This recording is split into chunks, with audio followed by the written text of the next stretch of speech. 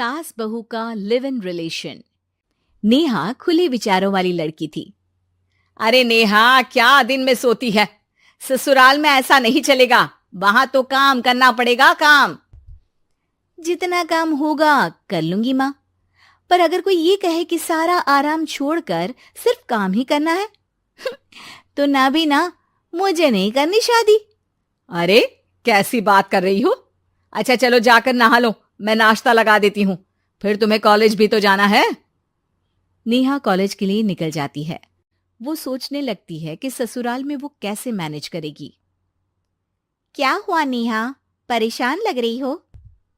अरे यार, तू तो मुझे जानती है ना, मुझे अपनी लाइफ बिल्कुल परफेक्ट चाहिए, लेकिन लग नहीं रहा लोग मानेंगे। यार, कहीं मेरी शादी ऐसे घर ना हो जाए जहां मेरी जिंदगी ही नरक हो जाए। अरे मैंने ना कल एक इंग्लिश फिल्म देखी थी, उसमें भी कुछ ऐसी ही समस्या थी हीरोइन की। अच्छा, तो फिर क्या किया उसने? उसने तो अपने होने वाले पति से साफ साफ कह दिया कि वो पहले उसके घर कुछ दिन तक बिना शादी के रह कर देखेगी, और अगर ठीक लगा तो ठीक, वरना तेरे मेरे रास्ते अलग। अरे हाँ यार, ये तो बिल्कुल सही आइडिया दे रही है तू मुझे। चल मैं तो चली, थैंक्स यार, तूने मेरी प्रॉब्लम सॉल्व कर दी। ये बोलकर नेहा खुशी खुशी वहां से निकल जाती है, लेकिन पीछे से उसकी सहेली कहती है, अरे नेहा, नहीं नहीं, कुछ नहीं सुनना मुझे। ये बोलकर वो वहां से चली जाती है। हे भगवान, पूरी बात सुने बिना ही चली गई। अरे वो तो विदेशी फिल्म थी, वहां सब चलता है, लेकिन ये तो भारत है, सभ्यता और संस्कारों वाला देश, जहां शादी से पहले लड़की को ससुराल में नहीं रखा जाता। खैर, नेहा मस्त होकर घर आती है। नेहा, कल तुझे लड़के वाले देखने आने वाले हैं, और हाँ, इस बार कोई बहाना नहीं चलेगा। हाँ हाँ, आने दो आने दो, मैं तैयार हूं शादी के लिए। अगले दिन लड़के वाले आते हैं, जहां लड़का कहता है, मुझे अकेले में लड़की से कुछ पूछना है। हाँ हाँ, क्यों नहीं बेटा, जाओ नेहा, घर तो दिखा दो इन्हें। नेहा भी खुश हो जाती है कि उसे मौका मिल गया है लड़के से अपनी शर्त रखने का। देखो, मुझे ना शादी से बहुत डर लगता है, पता नहीं कैसी लड़की आए, तालमेल बना पाए कि नहीं मेरे परिवार से। मैंने कई घरों में रोज का क्लेश होते देखा है। तुमने तो मेरे दिल की बात कर दी। मैं भी यही सोच रही थी कि भाई सास तो अच्छी होनी चाहिए, पति सपोर्ट करे ना करे, रहना तो पूरे दिन सास के साथ है। लेकिन मेरे पास ना इसके लिए एक बहुत अच्छा आइडिया है। अच्छा, कैसा आइडिया? क्यों ना शादी के पहले मैं कुछ दिनों तक तुम्हारे घर आकर रह लूं, तुम लोग मुझे समझ लेना, मैं तुम लोगों को समझ लूंगी। ठीक लगा तो शादी, वरना टाटा बाय बाय। क्यों? लड़के को नेहा की बात में दम लगता है। वो घर के सभी लोगों के सामने नेहा की बात रखता है। अरे पागल हो गई है क्या? ये कैसी शर्त है? अरे शादी से पहले मैं क्यों तुझे किसी और के घर भेजूंगी रहने? अरे लड़की के ख्याल तो 20 साल आगे के हैं, इतनी भी खुले विचारों वाली लड़की नहीं चाहिए हमें। अरे माँ, क्या बुरा और गलत बोल रही है ये? रहना तो हम दोनों का है ना। कल को कोई परेशानी आई तो तुम सब तो ये बोलकर निकल जाओगे कि जिंदगी तुम लोगों को ही निभानी है, तुम लोगों को जो करना है करो। तब क्या करूंगा बताओ? सबके समझाने पर वो लोग मान जाते हैं। वाह, मैं 2-3 दिनों में पैकिंग कर लूंगी, तो आकर मुझे ले जाना। और नेहा पहुंच जाती है विशाल के घर। आओ आओ, ये रहा तुम्हारा कमरा। इस घर में तुम एज अ गेस्ट रहो, लेकिन माँ तुम्हें बहू की तरह ही ट्रीट करेंगी, और तुम भी उन्हें सास की तरह ही रखना। बस फिर क्या था, शुरू हो जाता है लिव इन सास बहू का ड्रामा।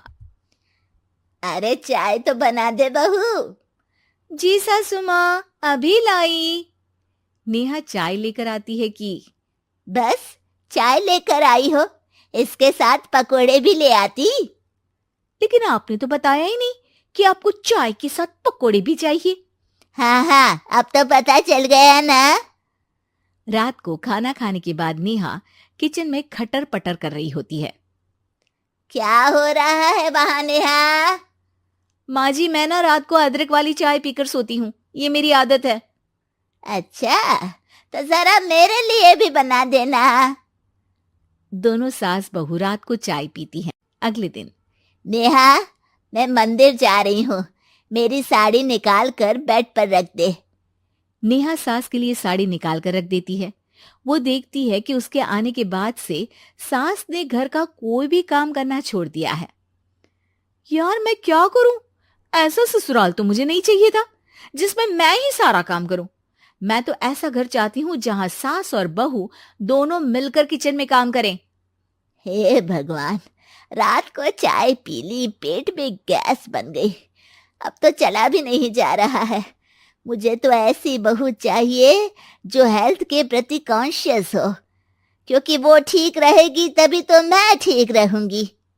दोनों समझ जाती हैं कि वो लोग एक दूसरे के लिए नहीं बने हैं। अगले दिन, नेहा, जरा चाय तो ले आना। नेहा चाय के साथ चिला भी बनाकर ले आती है। सास खा पीकर सो जाती है। अगली सुबह, तेरी बुआ सास आ रही है, उसे मैंने तेरे बारे में बताया है। तभी वहां गंवार से एक महिला आ जाती है। चलो यहां से निकलो, कुछ नहीं है खाने के लिए, जाओ। ए नेहा, तमीज से बात करो, ये मेरी ननद यानी आशीष की बुआ है। हाय रे दैया, इतनी आकड़ वाली लड़की! अरे यही है ना जो शादी से पहले ही आकर बस गई है यहाँ पर। बस नहीं गई हूं, बसना है या नहीं ये डिसाइड करने आई थी, लेकिन इन लोगों के रिश्तेदार इतने गंवार हैं तो मैं तो ना कर रही इस घर में शादी। और भाभी, और क्या कमी थी हमारे आशीष में जो आपने ऐसी लड़की की शर्तों को मान लिया?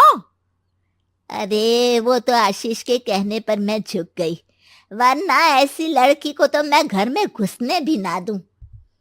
ए हेलो, ऐसी लड़की कैसी लड़की? हाँ, बिना समझे बुझे शादी कर लूं?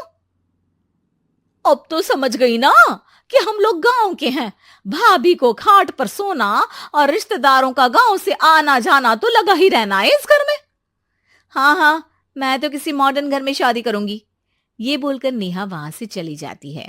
अपने घर में आकर नेहा कहती है, ना मां ना, लिव इन में रहकर देख लिया, ये गांव के लोगों का कोई भरोसा नहीं है। खैर, नेहा की शादी एक मॉडर्न घर में हो जाती है जहां सास कहती हैं, हे नेहा, मैं टेनिस खेलने जा रही हूं, आओ तो जूस बनाकर रखना, और हाँ, वॉलनट्स और ओट्स भी बना लेना। जी माँ। माँ मॉम बोलो डार्लिंग, माँ इज ओल्ड फैशन। बेचारी नेहा सर पर हाथ रख लेती है। हे भगवान, ये सास तो सास ही होती है, गांव की हो या